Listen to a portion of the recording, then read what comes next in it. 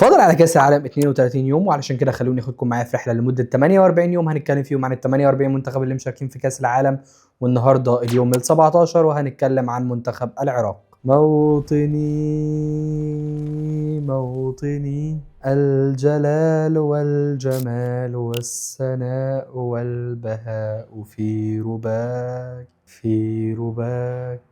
انا السلسله دي فكرتني انا قد ايه بحب الاناشيد الوطنيه العربيه، وانه قد ايه في اناشيد بتلمسني وفعلا بتاثر فيا بطريقه لا توصف. يعني يا جماعه انا حاسس ان احنا لو بدلنا الاناشيد اصلا محدش هياخد باله. بلاش اراهنكم اصلا انه اي حد بيتفرج على الفيديو على الاقل حافظ له ناشدين 3 لمنتخبات غير بلده. ومش الاناشيد بس، كمان الاعلام. يعني بحس ان كل علم هو حرفيا بيمثل هويه بلده ومعبر عنها بشكل مش طبيعي. نرجع للكوره بقى. العراق شاركت مره واحده بس في كاس العالم قبل كده، ولو بصيت على مشاركتها الوحيده وتصفيات كاس العالم السنه دي هتلاحظ انه في شويه تشابهات كده، زي انه اول مشاركه كانت في مونديال المكسيك سنه 86، والسنه دي هنرجع للمكسيك تاني. ولو رجعنا لتصفيات 86 هنلاقي ان التصفيات كانت صعبه جدا. المنتخب العراقي ما لعبش ماتش واحد على ارضه في طريق التصفيات بسبب ظروف الحرب. وقتها قرر الفيفا منع اللعب في العراق، ورغم كده قدر جيل العمالقه التاريخي احمد راضي، حسين سعيد، وعدنان درجال من ان هم يحققوا المعجزه ويوصلوا كاس العالم بعد تصفيات صعبه جدا، زي ما حصل في تصفيات السنه دي. والعراق خاضت اطول طريق في الدنيا بس اخيرا قدروا يوصلوا كاس العالم الحمد لله. كمان في سنه 86 منتخب العراق خاض البطوله بنكهه برازيليه خالصه. في الفتره دي تعاقب على تدريب منتخب العراق 3 مدربين برازيليين،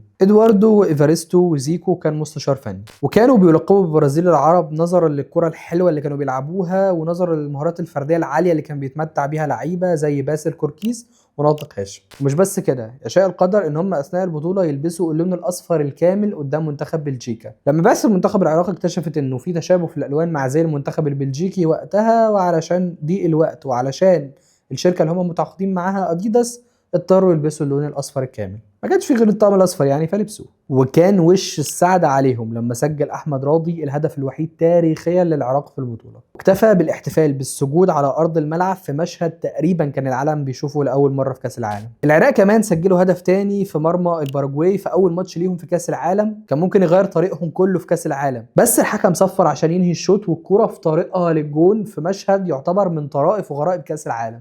عموما ان شاء الله ايمن حسين ورفاقه يعوضوها السنه دي ويفرحونا ويتاهلوا للدور الثاني من كاس العالم زي ما اوريدي فرحونا وتاهلوا بعد تصفيات تاريخيه.